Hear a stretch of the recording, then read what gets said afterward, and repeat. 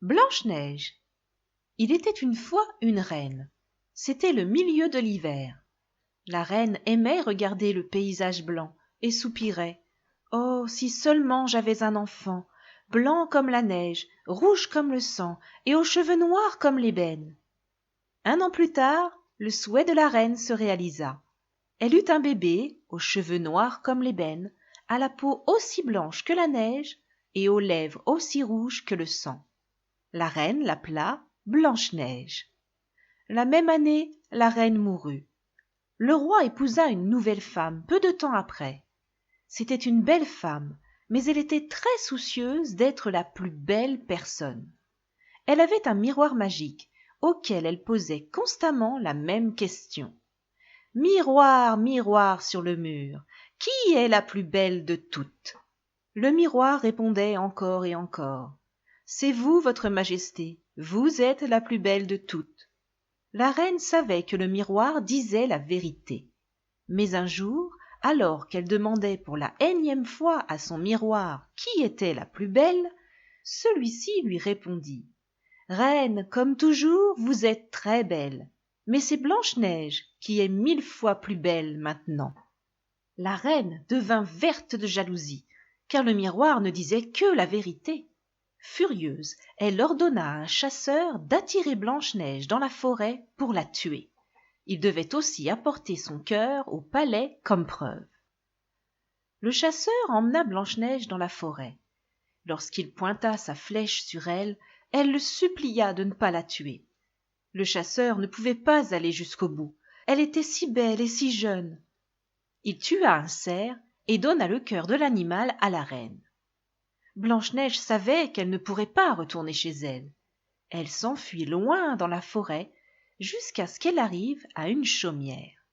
La table était dressée avec 7 assiettes et 7 tasses. Blanche-Neige avait faim. Elle prit quelque chose dans une assiette et but dans une tasse. Là, elle vit 7 lits alignés sur une rangée. Elle poussa les lits l'un contre l'autre et s'endormit. Ce soir-là, 7 nains rentrèrent du travail. « Qui s'est assis sur ma petite chaise ?» demanda le premier nain. « Qui a mangé dans mon assiette ?» demanda le deuxième nain. Puis ils virent Blanche-Neige étendue là. « Ah, quelle gentille fille! Et comme elle est belle !» chuchotèrent les 7 nains. « Je m'appelle Blanche-Neige, » dit-elle le lendemain matin, et elle raconta l'histoire du chasseur. « Reste avec nous. Si tu t'occupes de la maison, nous veillerons à ce qu'on s'occupe bien de toi, » dit le plus vieux des nains. Blanche-Neige resta. Pendant la journée, elle était seule, alors les nains lui demandèrent de faire attention. Pendant ce temps, la reine demanda au miroir qui était la plus belle.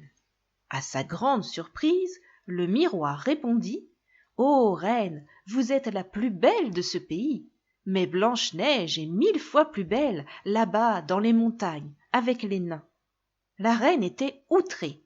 Blanche-Neige était encore en vie. Elle élabora une ruse. Habillée en vieille paysanne, elle frappa à la fenêtre de la maison des nains. Blanche-Neige ouvrit délicatement la fenêtre. « Bonjour, ma chère, » dit la paysanne. « J'ai ici de délicieuses pommes. Veux-tu en goûter une ?»